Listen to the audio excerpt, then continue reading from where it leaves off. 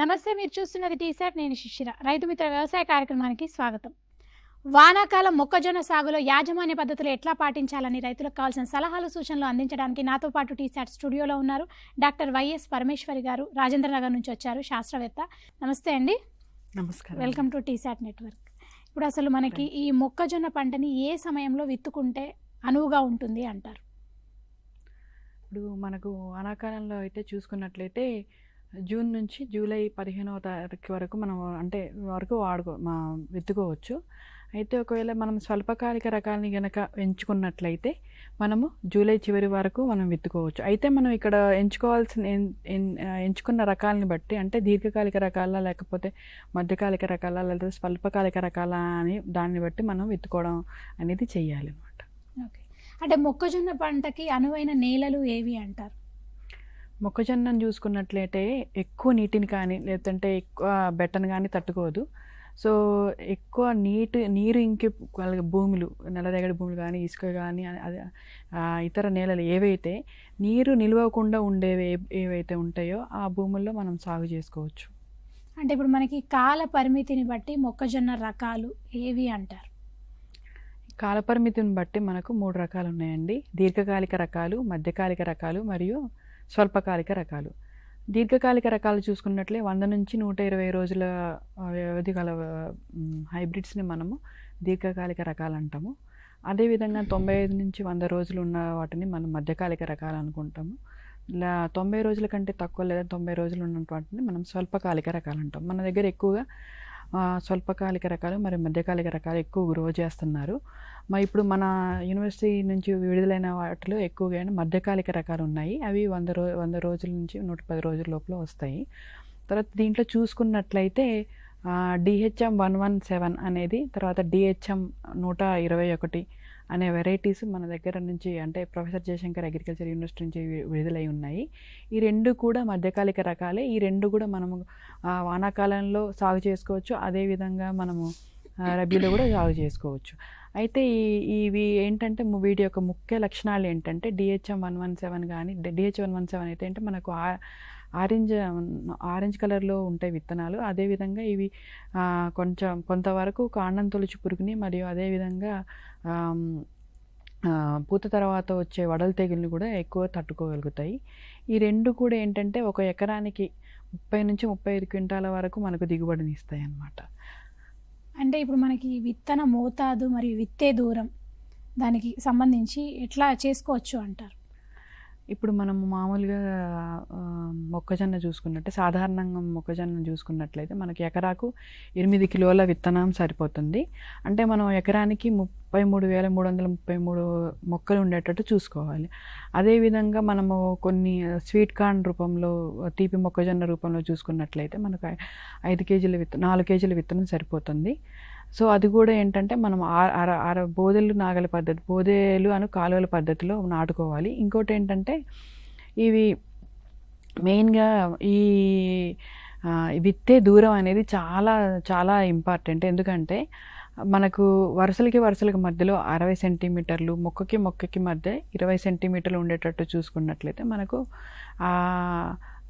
అధిక దిగుబడి ఆస్కారం ఉంటుంది. ఎందుకంటే చాలామంది మేము ఇప్పుడు చూసుకున్నట్లయితే ఈ అధిక దిగుబడి వస్తుంది ఏంటంటే వాళ్ళు చాలా తక్కువ సెంటీమీటర్లు దూరం పెట్టడం అన్నమాట జరుగుతుంది. దానివల్ల ఏంటంటే మనం కండెలు అంటే పోషకాలు సరిగ్గా అందక కండెలు తక్కువ సైజులో రావడము, మొక్కలలో పోషక లోపాలు అనేవి గమనించడం జరుగుతుంది. కాబట్టి వరుసకి మధ్య మనకు 60 సెంటీమీటర్లు ఉండేటట్టుగా, అంటే వరుస మధ్యలో 60 సెంటీమీటర్లు, మొక్కకి మధ్య 20 సెంటీమీటర్లు ఉండేటట్టు చూసుకోవాలి. అదేవిధంగా మనం వానాకాలంలో ఎక్కువగా వర్షం ఎక్కువ వచ్చే అవకాశం ఉంది, లేదంటే బెట్ట కూడా వచ్చే అవకాశం ఉంది. కాబట్టి మనకు బోధే కాలువల పద్ధతిలో చేసుకున్నట్లయితే అదేంటంటే మనకు నీళ్ళు ఇవ్వడానికి, అలాగే ఎక్కువ నీరు ఉన్నప్పుడు నీరు తీసేయడానికి కూడా మనకు కాలువలు ఉపయోగపడతాయి.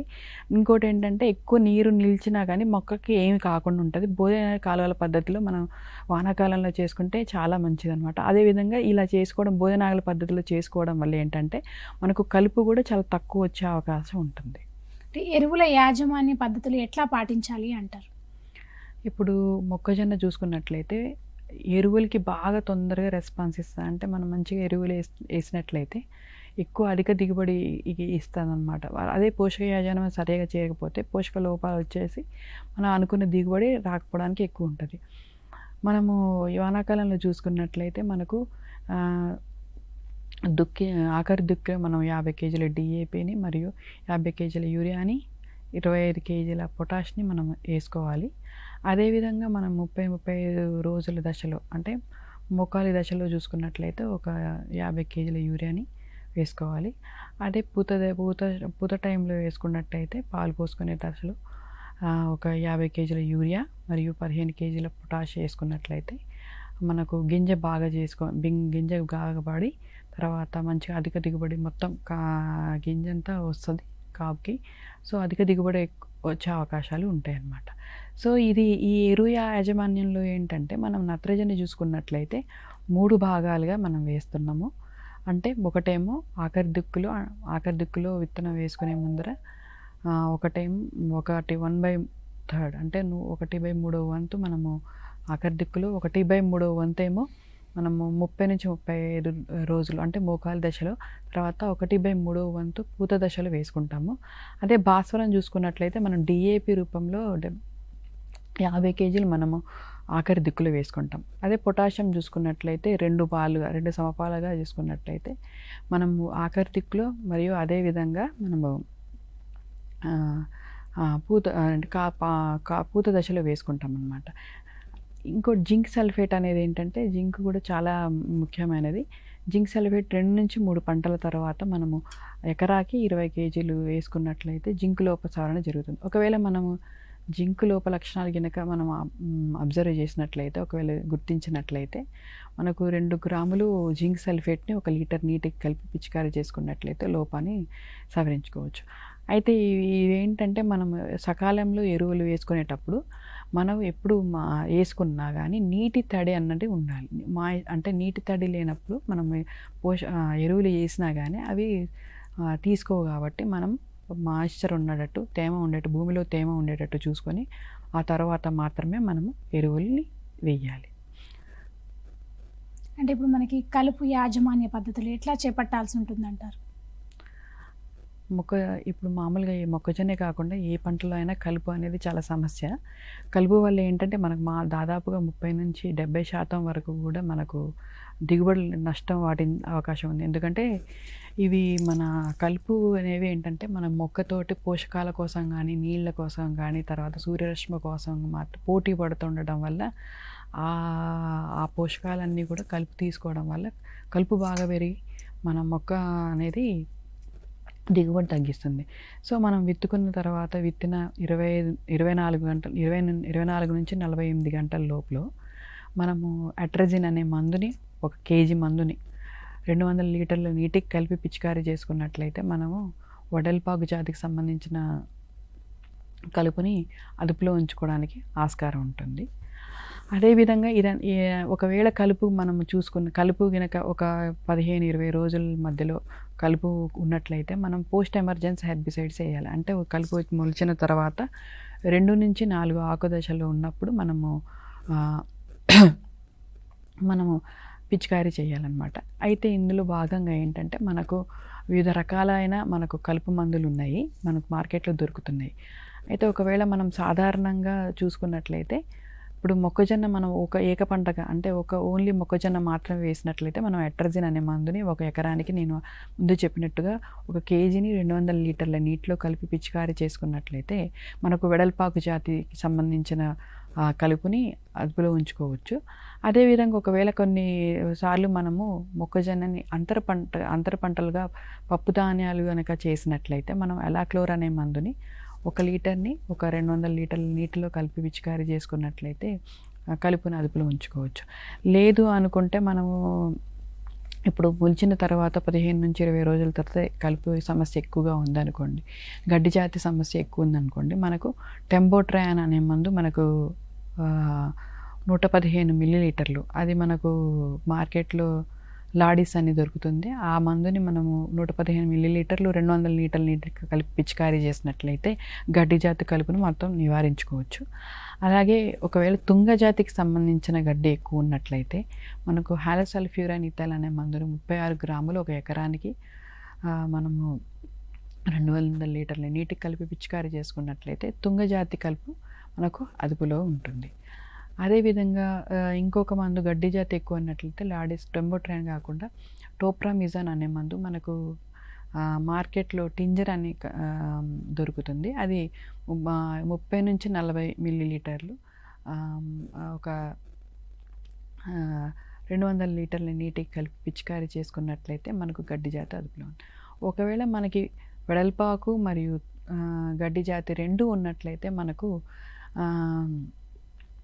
ఈ లాడిస్ అనే మందు అంటే లాడిస్ అనే మందుని ప్లస్ అట్రజిన్ అనే మందు 400 గ్రాములు, లాడిస్ 115 మిల్లీలీటర్లు ప్లస్ అట్రజిన్ 400 గ్రాములు రెండు కలిపి మనం 200 లీటర్ల నీటికి కలిపి పిచికారీ చేసుకున్నట్లయితే మనము వెడల్పాకు మరియు గడ్డి జాతి రెండు సంబంధించిన కలుపుని నివారించుకోవచ్చు.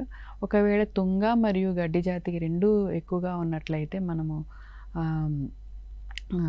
హాలోసల్ఫ్యూరైన్ ఇథైల్ అనేది 36 గ్రాములు మరియు అట్రజిన్ అనే మందు 400 గ్రాములు 200 లీటర్ల నీటికి కలిపి పిచికారీ చేసుకున్నట్లయితే మనము తుంగ మరియు వెడల్పాకు జాతి రెండు కూడా మనం అదుపులో ఉంచుకోవచ్చు.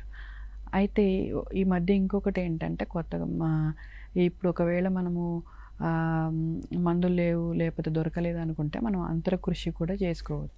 అంటే ఇందాక చెప్పినట్టు ఇప్పుడు వర్షాకాలం ఆల్రెడీ అంటే సమ్మర్ అయిపోకముందే వర్షాకాలం స్టార్ట్ అయిపోయింది. సో ఇప్పుడు వానాకాలం స్టార్ట్ అయింది కాబట్టి మనం మొక్కజొన్న సాగులో యాజమాన్య పద్ధతులు ఎట్లా పాటించాలని మాట్లాడుకుంటాం. అయితే ఇప్పుడు మనకి మొక్కజొన్న సాగులో ఈ పోషక లోపాలు కానీ యాజమాన్యం అంటే ఎట్లా చేసుకోవచ్చు అంటారు? ఇప్పుడు యాక్చువల్గా మనకి ఏంటంటే మొక్కజొన్నలో మనకు ఎక్కువ పోషకాలు లోపాలు కనిపించేది అంటే భాస్వరం ఎక్కువగా కనిపిస్తుంది, తర్వాత జింక్ కనిపిస్తుంది, అదేవిధంగా పొటాషు బోరాన్ కనిపించే అవకాశాలు ఉన్నాయి. ఇప్పుడు ముందుగా చూసుకున్నట్లయితే మనకు జింక్ చూసుకున్నట్లయితే మనకు ఈ నెల మధ్య పసుపు రంగు తర్వాత తెలుపు రంగు మారే అవకాశం ఉంది. దీనికి ఇలా కావడానికి కారణం ఏంటంటే చలి ఎక్కువగా ఉండటం లేదంటే భాస్వరం ఎక్కువగా నెలలో ఉండడం వల్ల మనకి ఈ విధంగా అవడానికి కారణం ఉంటుంది. దానికి ఏం చేయాలంటే మనము 2 నుంచి 3 పంటలకు ఒకసారి మనము జింక్ సల్ఫేట్ మనము ఎకరానికి 20 కేజీలు వేసుకున్నట్లయితే జింక్ లోపాన్ని సవరించుకోవచ్చు. ఒకవేళ మనం వేసుకోలేకపోయినా జింక్ లోప లక్షణాలు కనిపించినట్లయితే 2 గ్రాములు జింక్ సల్ఫేటు 1 లీటర్ నీటి కలిపి పిచికారీ చేసినట్లయితే మనము లోపం సవరణ చేసుకోవచ్చు. అదేవిధంగా భాస్వరం చూసుకున్నట్లయితే మనకు భాస్వరం యొక్క లోపములు మనకేమవుతుందంటే ఆకులపైన ఎరుపు రంగులో తర్వాత నీలి రంగులో ఆకులు నీలి రంగులో మారుతూ ఉండడం, కొద్దిగా ఎదుగుదల కనిపించకపోవడం అనేది జరుగుతుంటుంది. ముఖ్యంగా భాస్వరం యొక్క లోప లక్షణాలు మనకి ఎప్పుడు కనబడతాయంటే మనకి చలికాలంలో చలి తీవ్రత ఎక్కువగా ఉన్నప్పుడు, తర్వాత నీళ్ళు ఎక్కువగా నిలిచినప్పుడు మనకు ఎక్కువ భాస్వరం లోపల లక్షణాలు కనపడతాయి. అలాంటి సమయంలో మనం ఏం చేయాలంటే DAP 1% పిచికారీ చేసుకున్నట్లయితే మనం లోప సవరణ చేసుకోవచ్చు. ఒకవేళ నీరు గినక ఎక్కువ నిలబడి ఉంటే మనం నీళ్లు అదే బోధ కాలువల పద్ధతి ఉన్నప్పుడు కాలువల ద్వారా నీరు. మన కాలర్ లైన్లో ఉన్నారండి, మాట్లాడదాం. నమస్తే అండి. హలో, నమస్తే మేడం. మీ పేరు చెప్పండి. గురవయ్య మేడం. గురువయ్య గారు, ఇప్పుడు మీ ప్రశ్న అడగండి. ఇప్పుడు మనం లాడిస్ ని డ్రోన్ తో స్ప్రే చేయాలంటే ఎంత మోతాదులో వాడాలి? ఏంటండి? లాడిస్ ని స్ప్రే చేయాలంటే డ్రోన్ ద్వారా స్ప్రే చేయాలంటే ఎంత మోతాదు వాడాలి? ఎంత మోతాదు వాడాల్సి ఉంటుంది డ్రోన్ తో స్ప్రే చేయాలంటే? సార్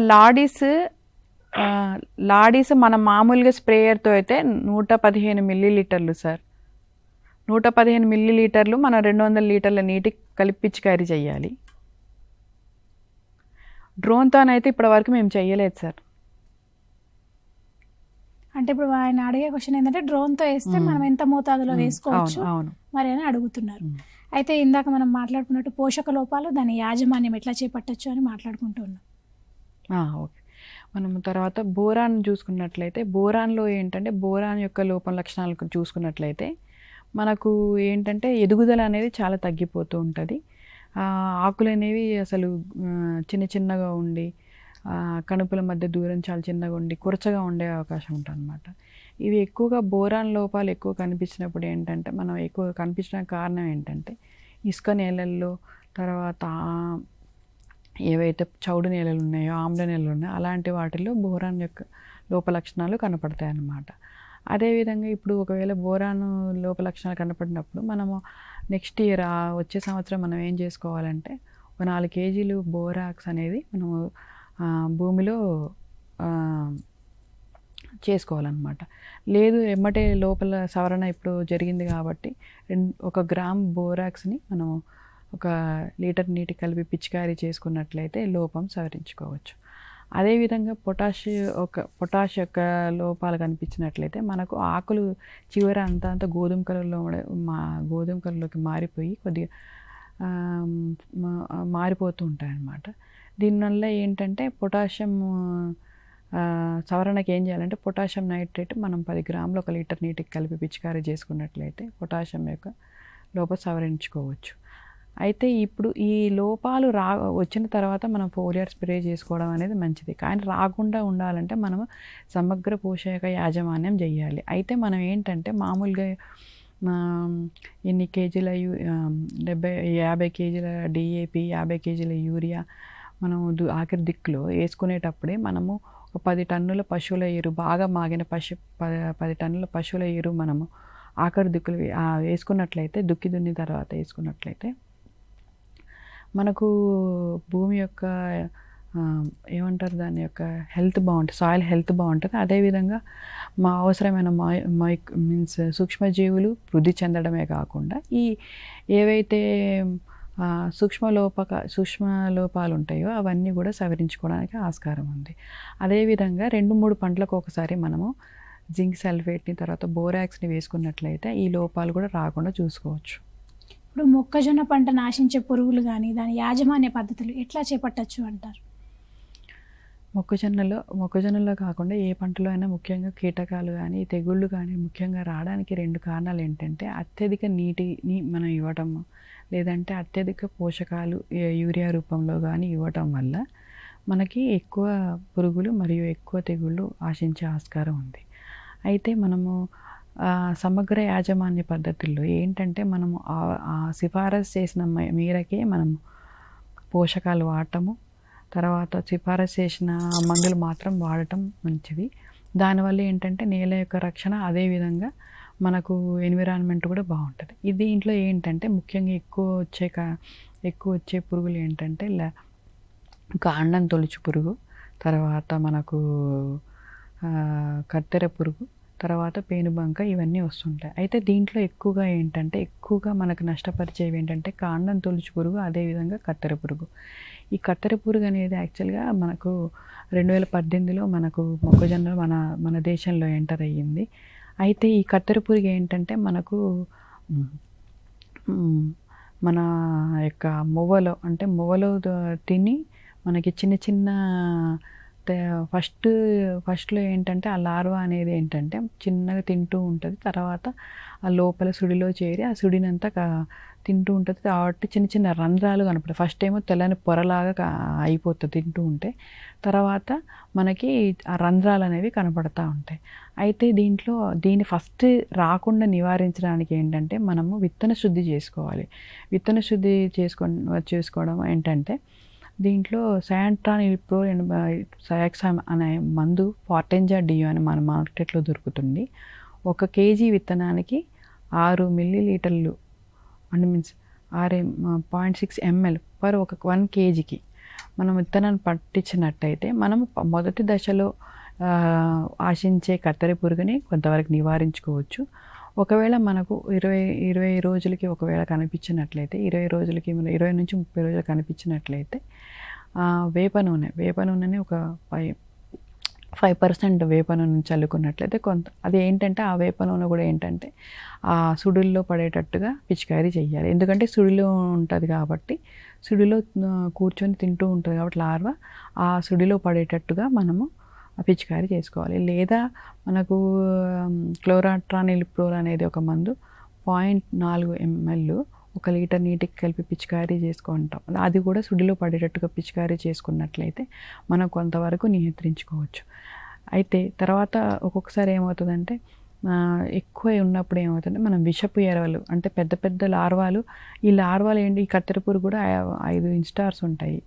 అయితే ఫస్ట్లో ఏమో మనము ఫస్ట్ ఈ క్లోరానిట్రోల్ కానీ వేప నూనె కానీ మనం చేర్చుకోవచ్చు. అదే ఒకవేళ లార్వా పెద్దగా అయినప్పుడు మనం ఏం చేసుకోవాలంటే మన ఇది విషపు ఎరని తయారు చేసుకొని మనము పంటలో చల్లుకున్నట్లయితే మనకు కొంతవరకు చాలా వరకు సమర్థవంతంగా. ఈ విషపు ఎరని ఎలా తయారు చేసుకోవచ్చు అంటే 10 కేజీల తవుడుకి 2 కేజీల బెల్లము కలుపు 2 నుంచి 3 లీటర్ల నీటికి కలిపి ఒక 24 అవర్స్ మనము పులిసినట్టు చేసిన తర్వాత నెక్స్ట్ డే మనకు పులిసిన తర్వాత నెక్స్ట్ డే ఏం చేయాలంటే 100 గ్రాముల థయోడికార్బ్ అనే మందుని మనం దాంట్లో ఆ పులిసిన దాంట్లో కలుపుకొని తర్వాత మనం ఉండలుగా చేసుకొని ఆ సుడులలో వేసుకున్నట్లయితే మనం చాలా వరకు కత్తెర పురుగుని సమర్థవంతంగా నియంత్రించుకోవచ్చు. అయితే దీంట్లో ఏంటంటే మనము ఇందులో చెప్పుకోలేదు కానీ మనము కొన్ని అంతర పంటలుగా వేసుకున్నట్లు మొక్కజొన్నలో అంతర పంటలుగా వేసుకున్నట్లయితే మనం కొంతవరకు ఈ పంటకి బాగు చేసే బెనిఫిషియరీ ఇన్సెక్ట్స్ అంటాం మనం, అవి పెరగటం వల్ల ఏంటంటే ఈ కత్తెర పురుగుని కూడా కొంతవరకు నియంత్రించుకోవచ్చు అని మన రీసెర్చ్లో వెల్లడయ్యింది. అయితే మనం మొక్కజొన్నలో ఏంటంటే మనకు కంది 2 సార్లు, ఒక మొక్కజొన్న 2 సార్లు, కంది 1 సారి మనం వేసుకున్నట్లయితే అంతర పంటగా చేసుకోవచ్చు. అదేవిధంగా దానివల్ల ఏంటంటే వానాకాలంలో కొంత దిగుబడి వస్తుంది. అదేవిధంగా కొంతవరకు కూడా మనం పురుగు ఉధృతిని వెళ్ళవచ్చు.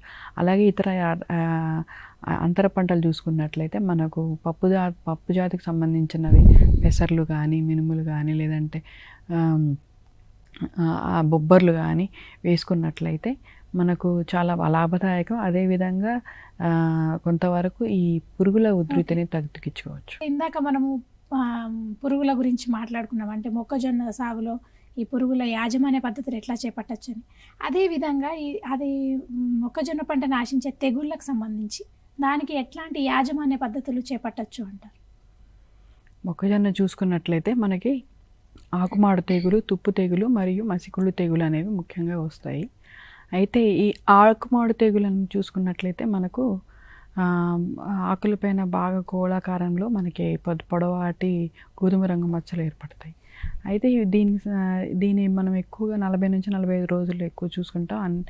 తర్వాత దీని యొక్క నివారణకి మనకు మ్యాన్కోజెబ్ అనే మందును 2.5 గ్రాములు 1 లీటర్ నీటి కలిపి పిచికారీ చేసుకున్నట్లయితే తగ్గించుకోవచ్చు.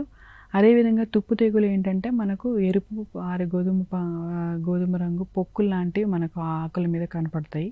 దీన్ని కూడా నివారణకి మనము మ్యాన్కోజెబ్ అనే మందుని మనం 2.5 గ్రాములు లీటర్ నీటికి పిచికారీ చేస్తున్నట్లయితే సమర్థవంతంగా తగ్గచ్చు. అన్నిటికంటే ఎక్కువ ఏంటంటే మనకు పూత తర్వాత వచ్చే పోస్ట్ ఫ్లవరింగ్ స్టాక్ రాట్ అంటాం మనము.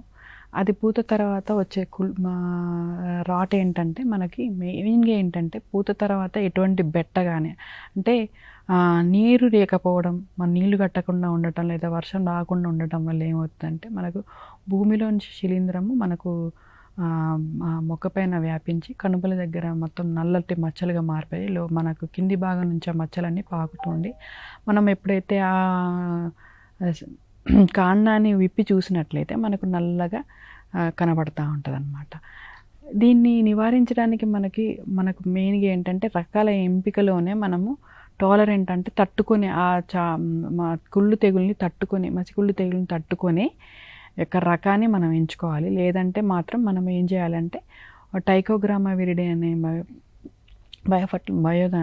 మన శిలీంధ్రాన్ని మనము 200 కేజీల పశువుల ఎరువులో మనము వేసుకొని మన పశువుల ఎరువుని కూడా భూమిలో చల్లుకున్నట్లయితే కొంతవరకు నియంత్రించుకోవచ్చు. ఎందుకంటే ఇది శిలీంధ్రం ద్వారా వచ్చేది, తర్వాత భూమి ద్వారా వస్తుంది కాబట్టి మనకేంటంటే మొక్క అంతా కూడా ఎప్పుడైతే నీరు ఉండదో అది ఎక్కువగా బాగా తొందరగా వ్యాపించి మనకు చెట్టు అంతా మొక్క అంతా కూడా మనకేమవుతుందంటే మొత్తం ఆకులంతా వడలిపోయి మొత్తము చనిపోయినట్టు అవుతుందన్నమాట. దీనివల్ల ఏంటంటే చాలా దిగుబడి తగ్గిపోతూ ఉంటుంది. కాబట్టి మనం ట్రైకోడర్మా విరిడి మందులు వాడటం వల్ల మనం చాలా వరకు తగ్గించుకోవచ్చు. పశువుల ఎరుతో కలిపి భూమిలో చల్లుకొని ఇలా విత్తుకోవాలి. తర్వాత మనకేంటంటే తట్టుకునే సంకర రకాలని ఎంచుకోవాలి. ఇది చాలా ఇంపార్టెంట్. ఏంటంటే పూత దశలో ఎట్టి పరిస్థితుల్లో కూడా బెట్టకు గురి కాకూడదు. ఒకవేళ గినక వర్షం రాకపోయినా మనకు బావుల కింద కానీ బోర్ల కింద కానీ మీరు సాగు చేసినట్లయితే, మీరు ఒక నీటి తడి ఇచ్చుకున్నట్లయితే చాలా వరకు ఈ ఉధృతిని తగ్గించుకోవచ్చు. ఒకవేళ అది కాకుండా మనకు ప్రాబ్లం అంటే ఎక్కువ సమస్యగా అనిపించినట్లయితే ఒక వ్యాధి సోకిన మొక్కని మనం తీసేసి మనం దాన్ని కాలబెట్టినట్లయితే అది మరే మొక్కలకి మళ్ళీ పాకకుండా ఉండే ఆస్కారం ఉంటుందన్నమాట. అయితే ఈ తెగుళ్ళే కాకుండా మనం ఇలాగ చెప్పుకున్నట్టు పురుగులు కూడా కీటకాలు ఇంకా 2-3 కీటకాలు ఉన్నాయి. ఏంటంటే మనం కత్తెర పురుగు గురించి చెప్పుకున్నాము. కత్తెర పురుగు కాకుండా మన కాండం తొలుచు పురుగు కూడా చాలా వరకు నష్టం కలిగిస్తుంది. ఇదేంటంటే కాండం తొలుచు పురుగు మనము కాండం లోపలికి ఎంటర్ అయిన తర్వాత ఏంటంటే ఎక్కడైతే మనకు పెరుగుదల ఉంటుందో ఆ పెరుగుదలని కొరికి తినడం వల్ల ఏంటంటే అది పెరగకుండా ఉంటుంది. తర్వాత అది పూతకు కూడా రాదనమాట. అంటే ఒక మొక్క మీద మీకు ఒక పురుగు వచ్చిందంటే ఆ మొక్క చనిపోవడానికి ఆస్కారం ఉంది, కాండం తొలిచే పురుగు. అయితే మనం ఎలా గమనించవచ్చు అంటే మనకి ఆకులు విచ్చుకున్నప్పుడు ఏంటంటే వరుస రంధ్రాలు మనకు ఆ ఆకుల పైన కనబడినట్టు అంటే దాంట్లో కాండం తొలిచి పురుగు ఉన్నట్టు గమనించవచ్చు. అలాగే మనం మువ్వ ఎండిపోవడం చూసుకున్నట్లయితే, మువ్వ అంటే మనం ఫస్ట్ మువ్వ ఎండిపోయింది ఈజీగా మనకు చేతోటి వస్తుంది అని అంటే మాత్రం మనకు కాండం తొలిచి పురుగు అనేది మనకు వచ్చినట్టు. అది అయితే మనకు కాండం తొలిచి పురుగు ఇది వచ్చినట్లయితే బాగా ఎక్కువ నష్టం వచ్చే అవకాశం ఉంది. కాబట్టి మనం ఏంటంటే ఫస్ట్ ఎక్కువ అది ఏంటంటే ఫస్ట్ స్టేజెస్ ఆఫ్ మొక్కజొన్న వస్తుంది అంటే ఒక 20 రోజుల్లో 20-30 రోజుల లోపల కాండం తొలిచి పురుగు వచ్చే అవకాశం ఎక్కువగా ఉంటుంది. కాబట్టి మనం ఏం చేయాలంటే వచ్చినప్పుడు మనం ఆ టైంలో ఉన్నప్పుడు మనం ఏం చేయాలంటే 12 రోజులు లేకపోతే 22 రోజులకు ఒకసారి అంటే ట్రైకో కార్డ్స్ని మనము 4 కార్డులు ఒక ఎకరానికి 12 రోజులకు ఒకసారి 22 రోజులకు ఒకసారి 2 దఫాలుగా చేసుకోవచ్చు. అంటే సమగ్ర రక్షణలో భాగంగా అదేవిధంగా మనము ఒకవేళ ఉధృతి ఉంది అని అనుకున్నప్పుడు క్లోరాట్రానిలిప్రోల్ అనే మందుని మనం 0.3 మిల్లీలీటర్లు 1 లీటర్ నీటి కలిపి పిచికారి మనం సుడుల దగ్గర పడేటట్టు చేసుకోవాలి.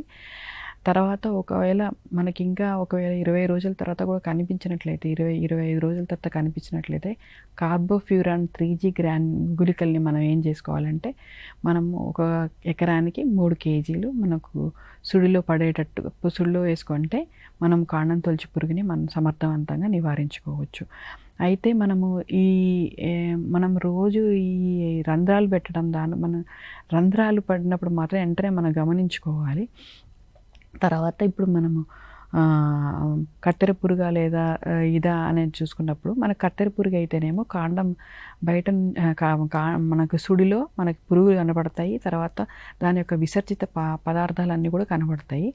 అదే కాండం తొలిచి పురుగు అంటే మనకు సైడ్ నుంచి అంటే కాండం పక్క నుంచి భాగంలో పెట్టుకొని లోపలికి పోతుంది. మనకు అది మొవ్వ అనేది ఈజీగా వచ్చేస్తుంది. మనం ఒక ఆకు పీకినప్పుడు చాలా ఈజీగా వస్తుంది కాండం తొలిచి పురుగు. అదేవిధంగా కొన్ని ప్రాంతాల్లో తేమ ఎక్కువగా ఉన్నప్పుడు ఉష్ణోగ్రతలు తక్కువగా ఉన్నప్పుడు మనకు పేనుబంక కూడా కనిపించే ఆస్కారం ఉంది. ఈ పేనుబంక ఏంటంటే ఇవి తల్లి పురుగులు కానీ పిల్ల పురుగులు కానీ ఏంటంటే ఇవి రసం పీల్చుకుంటాయి. రసం పీల్చుకోవటం వల్ల ఏంటంటే మనకు ఆకుపైన మనకు పసుపు రంగులో తర్వాత తెలుపు రంగులో కూడా మచ్చలుగా కనిపించే అవకాశం ఉంటుంది. దీంట్లో ఏంటంటే దీని నివారణకు మనం ఏం చేయాలంటే ఎసెఫేట్ అనే మందుని 1 గ్రాము 1 లీటర్ నీటికి కలిపి పిచికారీ చేసుకున్నట్లయితే మనకు తగ్గించుకోవచ్చు. కానీ వీటిలో చూసుకున్నట్లే అత్యధిక నష్టం జరిగేవి ఏంటంటే కత్తెర పురుగు మరియు కాండం తొలిచి పురుగులకి మనకు అత్యధిక నష్టం జరుగుతుంది. కొన్నిసార్లు 50%, 60% కూడా అంటే మన సకాల సమయంలో గుర్తించకపోయినా తర్వాత సరైన యాజమాన్య పద్ధతులు పట్టించుకోకపోయినా మనకు ఎక్కువ నష్టం ఆస్కారం. అయితే ఇంకోటి ఏంటంటే ఇక్కడ మనము కత్తెర పురుగు చూసుకున్నట్లయితే మనం క్లోరానిట్రల్పోల్ అనే మందుని మనము సిఫారసు చేస్తున్నాము 0.4 మిల్లీలీటర్ లీటర్ నీటికి. అదేవిధంగా కొన్నిసార్లు ఏంటంటే మనము సున్నము ఇసుకని కలిపి ఇసుక సున్నము ఒక 9% ఇసుక 1% ఈ సున్నంని మనం కొద్దిగా మన సుడిలో వేసుకుంటే ఆ సుడిలో రాపిడికి మనకి చాలా వరకు కత్తెర పురుగు నివారించడం జరుగుతుందన్నమాట. అంటే మనకి ఇప్పుడు మొక్కజొన్నలో అంతర పంటలు ఎట్లాంటివి వేసుకోవచ్చు అంటారు? ముందుగా చెప్పుకున్నట్టు మనము ఇప్పుడు వర్షాకాలంలో ఎప్పుడైనా సరే వర్షాకాలంలో మొక్కజొన్నకి వరుసకి మధ్య మనకు 60 సెంటీమీటర్ల దూరం ఉంటుంది కాబట్టి ఈ వర్షాన్ని మంచిగా వాడుకోవడానికి అంతర పంటలు వేసుకున్నట్టయితే మనకు రైతుకి అధిక దిగుబడి వస్తుంది.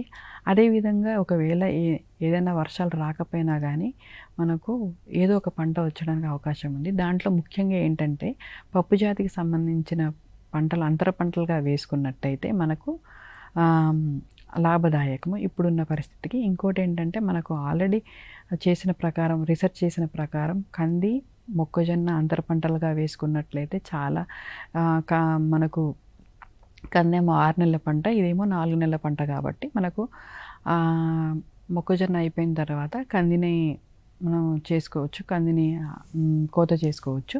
అదేవిధంగా మనకు తక్కువ కాల పరిమితి కలిగా పప్పు జాతికి సంబంధించినవి చూసుకున్నట్లయితే బొబ్బర్లు కానీ తర్వాత పెసర్లు కానీ మినుములు కానీ వేసుకున్నట్లయితే మనకు 70 నుంచి 90 రోజుల్లో కొన్ని 100 రోజుల పంటలు రకాలు ఉన్నాయి కాబట్టి 100 రోజుల్లో వస్తాయి. అదేవిధంగా మనం మొక్కజొన్న చూసుకున్నట్లయితే 120 రోజుల్లో వస్తుంది. అయితే ఇక్కడ అంతర పంటలుగా ఇలా చేసుకోవడం వల్ల ఏంటంటే దిగుబడితో పాటు మనకు చాలా అవసరమైన కీటకాలు అనేవి మంచిగా హెల్ప్ఫుల్ అయ్యే బెనిఫిషియల్ ఇన్సెక్ట్స్ అనేవి కూడా మంచిగా పంట పైన ఉండటం వల్ల మనకు కత్తెర పురుగు ఉధృతి తగ్గుతుందని మనకు రీసెర్చ్లో తేలింది. కాబట్టి ముఖ్యంగా బొబ్బలు వేసినవి తర్వాత కొన్ని ఆకుకూరలు వేసినవి వేసుకోవడం అంత పంటగా మనకు ఒకవేళ మన యొక్క భూమి నేల మనకు టౌన్స్కి దగ్గరగా ఉన్నట్లయితే మనము ఆకుకూరలు కూడా వేసుకోవచ్చు మనము మొక్కజొన్నలు అంతర పంటలుగా. దానివల్ల ఏంటంటే మనకు ఆ తోటకూర వేసుకోవటం వల్ల కూడా మనకు అంతర పంటగా మనకు దిగుబడి తర్వాత అట్లే విధంగా కత్తెర పురుగుని కూడా కొద్ది వరకు అదుపులో ఉంచుకోగలగచ్చు. అంటే మనము నేచురల్ వేస్లో అంటే ఎటువంటి కూడా మందులు చల్లకుండా కూడా మనము కత్తెర పురుగుని నివారించుకోవచ్చు. సో ఈ అంతర పంటలు వేసుకోవటం వల్ల మనకు దిగుబడి, అదేవిధంగా వర్షాన్ని మంచిగా వాడుకోవడం, అదేవిధంగా మనకు కలుపు కూడా చాలా తక్కువ. అంతర పంటలు పప్పు జాతి పంటలు కాబట్టి అవి తొందరగా అదే స్వల్పకాలిక పప్పు జాతికి సంబంధించినవి అయితేనేమో తొందరగా గురువు అయ్యి కలుపు రాకుండా ఉంటుంది. కాబట్టి ఇన్ని రకాల లాభాలు ఉన్నాయి కాబట్టి అంతర పంటలు ఎక్కడైతే వీలైతే అక్కడ వేసుకోవడం చాలా మంచిది. అంటే ఇప్పుడు మనకి మొక్కజొన్న పంటలో నీటి యాజమాన్య పద్ధతులు ఎట్లా పాటించాలి అంటారు? మొక్కజొన్న ముందుగా చెప్పుకున్నట్లు మనకు మొక్కజొన్న ఏంటంటే నీళ్ళు లేకపోయినా పండదు, నీళ్ళు ఎక్కువైనా కానీ అది మంచి దిగుబడి రాదనమాట. సో మనకి ముఖ్యంగా ఏంటంటే మొదటి 10 నుంచి 15 రోజుల్లో నీళ్ళు నిల్వ ఉండొద్దు ఫస్ట్ ఆఫ్ ఆల్. తర్వాత ఇంకోటి ఏంటంటే పూత దశలో, మోకాలు దశలో, తర్వాత గింజ పాలు పోసుకునే దశలు అనేవి ఇవన్నీ సున్నితమైన దశలు. అంటే ఈ 4 స్టేజెస్లో అంటే ఈ 4 స్టేజెస్లో ఏంటంటే నీటి ఎద్దడి ఉన్నట్లయితే మనకు కావాల్సిన దిగుబడి అనేది మాత్రం మనము అంటే రాదనమాట. కాబట్టి మనకు వర్షాకాలంలో ఏంటంటే నీటి యొక్క అంటే వర్షాధారంగా పండించినప్పుడు మనకు వర్షం ఎప్పుడు వస్తుందో తెలియదు కాబట్టి మనకు ఒకవేళ బోర్స్ కానీ బావుల కింద కానీ మనం పండించినట్లయితే ముందుగా చూసుకున్నట్లయితే మనకు విత్తేటప్పుడు మనకు మనం వర్షం వచ్చినప్పుడు మంచి వర్షం వచ్చినప్పుడు విత్తుకోవాలి. తర్వాత మనకు 30 నుంచి 35 రోజులు ఎప్పుడైతే మోకాల దశలో ఉన్నదో అప్పుడు కూడా మనకి ఆకులు బాగా రాగటానికి, తర్వాత అదేవిధంగా పూత దశలో ఏంటంటే పూలను మంచిగా ఉండడానికి, పుప్పొడి బాగా రావడానికి, పాలినేషన్ బాగా రావడానికి తడి అనేది చాలా అవసరం. తర్వాత గింజ పాలు పోసుకునే దశలో ఏంటంటే గింజ బాగా అవ్వడానికి, గట్టిపడటానికి, గింజ మొత్తం రావడానికి మనకి నీటి అనేది అవసరం అన్నమాట. అదేవిధంగా ఇప్పుడు చూసుకున్నట్లయితే మనకు నీటి ఇదేమో నీటి యాజమాన్యం. ఒకవేళ నీరు సరిగా లేనట్లయితే ఖచ్చితంగా మనము నీరు ఇచ్చుకోవాలి. ఒకవేళ గినక మనము నీళ్ళు ఎక్కువైతే నీళ్లు తీసుకునేటట్టు చూసుకోవాలి. అందుకే వానాకాలంలో తప్పనిసరిగా బోధకాలాల పద్ధతిలో మాత్రమే మనము విత్తుకోవాలి. బోధకాల పద్ధతిలో విత్తుకున్నప్పుడు మనకు బోధె పైనుంచి 1/3 వంతు పైనుంచి మనము విత్తనం పెట్టుకోవాలి. అట్లా విత్తనం పెట్టుకోవడం వల్ల ఒకవేళ నీరు ఎక్కువ ఉన్నా కానీ మనకు వేరు వ్యవస్థకు కానీ మొక్కకు కానీ ఎటువంటి డ్యామేజ్ ఉండదు. ఒకవేళ నీళ్ళు ఎక్కువగా ఉండటం వల్ల ఏంటంటే అక్కడంతా శిలీంధ్రాలు ఫంగస్ అంతా వచ్చి ఆ మొక్క చచ్చిపోవడానికి ఆస్కారం ఉంటుంది.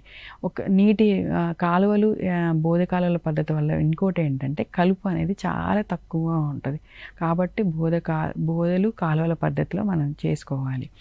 తర్వాత నీరు అంటే పూత దశ తర్వాత ఒక 5 నుంచి 10 రోజుల తర్వాత నీటి ఎద్దడి కానీ బెట్ట పరిస్థితులు కానీ ఒకవేళ ఉన్నట్లయితే మనకి ముందుగా చెప్పుకున్నట్టు చార్కోల్ రాడ్ మసికుళ్ళు తెగులు అనేది వచ్చే అవకాశం ఉంది. కాబట్టి ఎట్టి పరిస్థితుల్లోనూ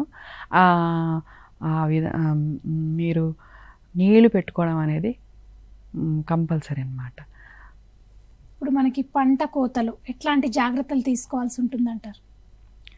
ఇప్పుడు పంట చూసుకున్నట్లయితే మొక్కజొన్న మనకు బాగా విత్తనం కోళ్ళ దానాగా విత్తనం వాడినప్పుడు, లేదంటే ఇప్పుడు ఈ మధ్య ముడి సరుకుగా మనం బయోఇథనాల్ ప్రొడక్షన్లో వాడుతున్నప్పుడు మన గింజ అన్న తర్వాత ఎండిపోయిన తర్వాత అంటే కండలు పై పొరలు మొత్తం కూడా మనకి కలరు మారిపోయిన గోధుమ రంగు కలర్లో మారిపోయిన తర్వాత మనము గింజ నొక్కి చూసినప్పుడు ఎలాంటి నొక్కులు పడకుండా మంచిగా గట్టిపడిన తర్వాత మాత్రమే మనము అంటే కోత చేయాలన్నమాట. అంటే అప్పుడు 20 నుంచి 30% వరకు తేమ ఉంటుంది. అప్పుడు తర్వాత మనం కండెలు తీసుకున్న తర్వాత ఆ టైంలో మనం హార్వెస్ట్ చేయాలి. ఈ మధ్య వచ్చిన నూర్పిడి యంత్రాలు ఏవైతే ఉన్నాయో, హార్వెస్టర్స్ ఏవైతే ఉన్నాయో వాటి సహాయంతో మనం చేసుకోవచ్చు. అయితే ఇక్కడ హార్వెస్ట్ చేసుకున్న తర్వాత కూడా మనం ఏం చేయాలంటే ఆ 25 నుంచి 30 తేమ శాతం ఉన్నప్పుడు ఏంటంటే మనం అదేవిధంగా మార్కెట్కి వేసినా లేకపోతే అదేవిధంగా వేసినప్పుడు ఏంటంటే పురుగులు తెలుగులు నిల్వలో కూడా వచ్చే అవకాశం ఉంది. కాబట్టి మనం 12 నుంచి 14% ఉన్నప్పుడు మాత్రం ఉండేటట్టు చేసుకోవాలి. అంటే దాన్ని హార్వెస్ట్ చేసిన తర్వాత మనము దాన్ని ఆరబెట్టుకొని తర్వాతనే మాత్రమే అమ్మాలి. అదేవిధంగా ఇప్పుడు మీరు తీపి మొక్కజొన్నకలు చేశారనుకోండి, పాలు పోసుకున్న తర్వాత మనం దాన్ని హార్వెస్ట్ చేయటం మనం మార్కెట్కి వేసుకోవాలి. ఈ తీపి మొక్కజొన్న వేసుకునే వాళ్ళు మార్కెట్కి దగ్గరగా ఉన్న వాళ్ళు వేసుకున్నట్లయితే ఆశించిన లాభం ఉంటుంది. అదేవిధంగా మీరు బేబీకార్న్ చూసుకున్నట్లయితే బేబీకార్న్ పీచు వచ్చిన 1 లేదా 2 రోజుల్లో మాత్రమే మనం బేబీకార్న్ హార్వెస్ట్ చేయాలి. అంటే కోత చేస్తే మనకు మార్కెట్లో ఉంటుంది. మార్కెట్లో మనకు ఆశించిన యొక్క రేట్ లభిస్తుంది అన్నమాట. అదే పేలాల మొక్కజొన్న చూసుకున్నట్లయితే మనం ఇప్పుడు చెప్పినట్టు 12 నుంచి 14% మొక్కజొన్న గింజలో 12 నుంచి 14% ఉండకూడదు. దాంట్లో 30 నుంచి 30% ఉంటేనే మనకు పేలాలు అనేవి మాయిశ్చర్ ఉంటేనే వేగుతాయి. కాబట్టి అంటే మీన్స్ పేలాలు రూపంలో వస్తాయి. కాబట్టి దాంట్లో మాత్రం మాయిశ్చర్ 30 నుంచి 35% ఉన్నప్పుడు మాత్రమే మనం కోసుకోవాలన్నమాట. ఈ పంటను కోసుకునేటప్పుడు కూడా మనం ఏంటంటే అంటే అన్ని నూర్పిడి యంత్రాలు క్లీన్గా ఉన్నాయా లేవా అవన్నీ కూడా చూసుకోవాల్సిన బాధ్యత మాది. అంటే మొక్కజొన్నను ఆశించే వివిధ రకాల పురుగులు ఇంకా ఏవేవి ఉన్నాయంటారు?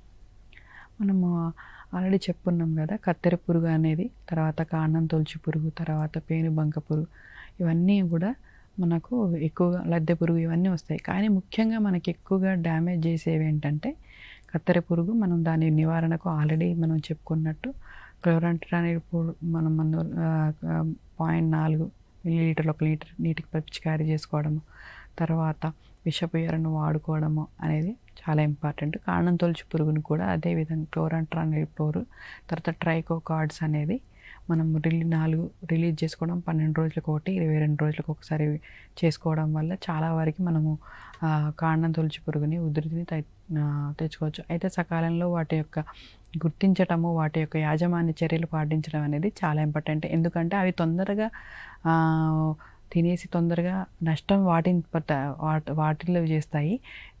ఎందుకంటే మొవ్వ కాండం తొలచు పురుగు చూసుకున్నట్లయితే మొవ్వ తినటం వల్ల దానివల్ల ఎక్కువ నష్టాలు జరుగుతుంటాయి.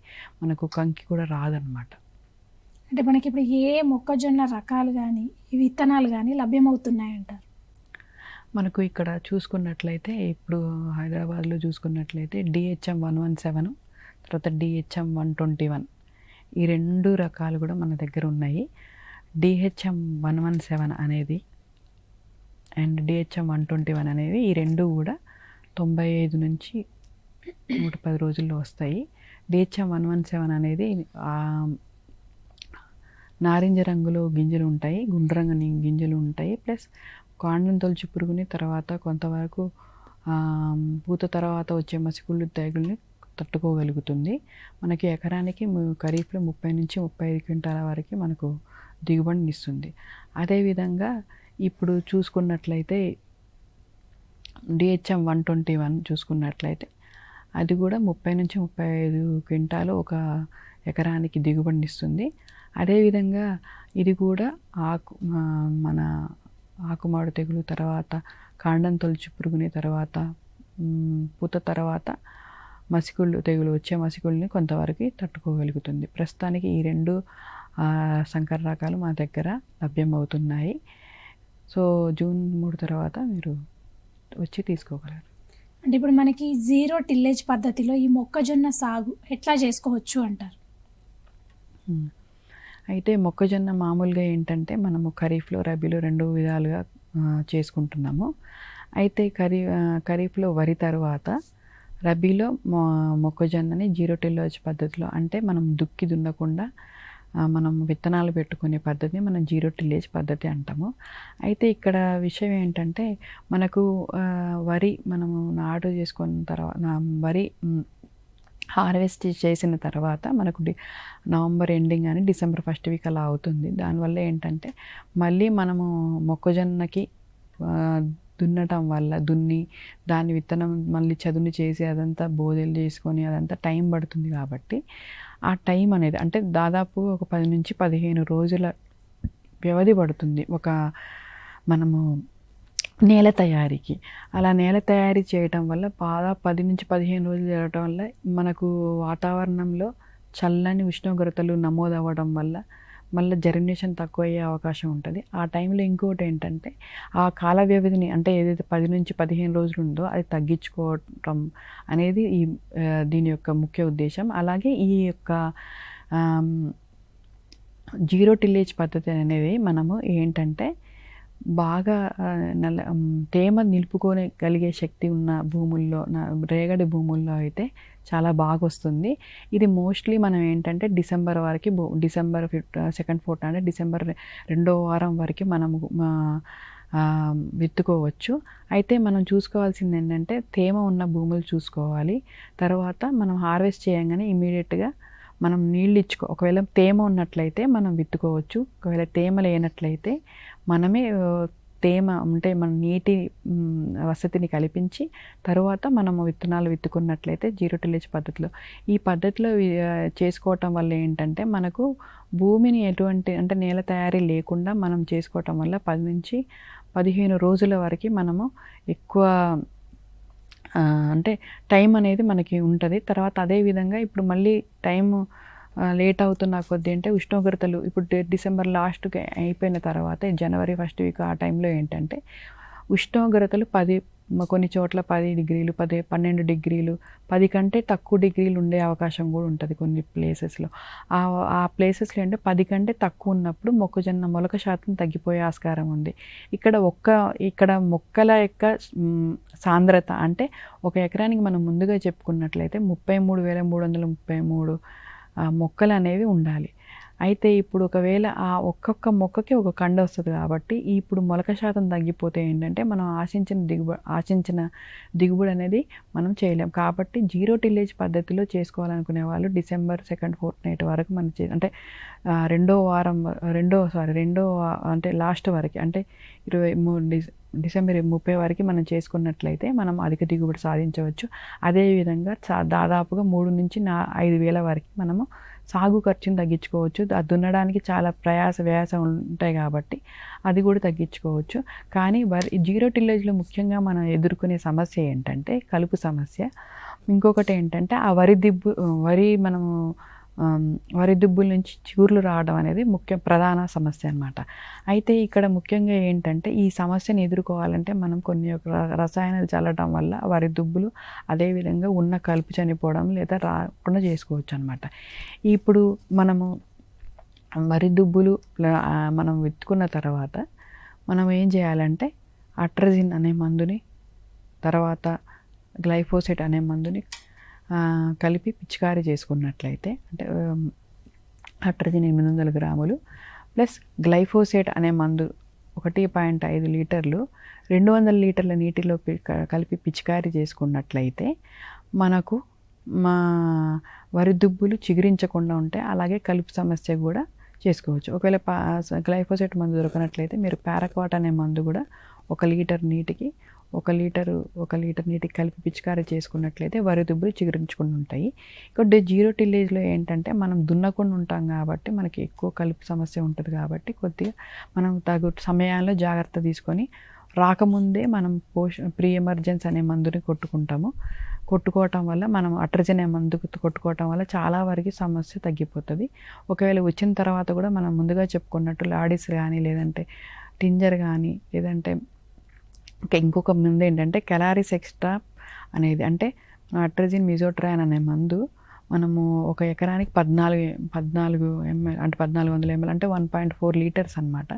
ఒక వెడల్పాకు జాతి లేదంటే గడ్డి జాతి అన్నీ ఉన్నట్లయితే మీరు కెలారిస్ ఎక్స్ట్రా అని మనకు మార్కెట్లో దొరుకుతుంది. అది ఏంటంటే అట్రజిన్ మరియు మిజోట్రాన్ మిశ్రమం ముందుగా చెప్పుకున్నట్లు ఇది మనకు 25 నుంచి 35 రోజుల్లో మనకు ఒకవేళ కలుపు బాగా వచ్చినట్లయితే చాలా వరకు సమర్థవంతంగా మనము నివారించుకోవచ్చు. చాలా వరకు అది కాకపోతే ఈ కలుపు మందు వాడుకునేటప్పుడు ఏంటంటే మనకు ఈ లాడిస్ కానీ టింజర్ కానీ ఇప్పుడు చెప్పిన కెలారిస్ ఎక్స్ట్రా కానీ లేదంటే హాలోసల్ఫ్యూరాన్ ఇథైల్ కానీ ఇవన్నీ కూడా మనం వాడుకునేటప్పుడు మనం చూడాల్సింది ఏంటంటే మనకు కలుపు అనేది ఎన్ని ఆకుల దశలో ఉంది అనేది 2 నుంచి 4 ఆకుల దశలో ఉన్నట్లయితే మనకి ఈ రసాయనాలన్నీ కూడా సమర్థవంతంగా పనిచేస్తాయి.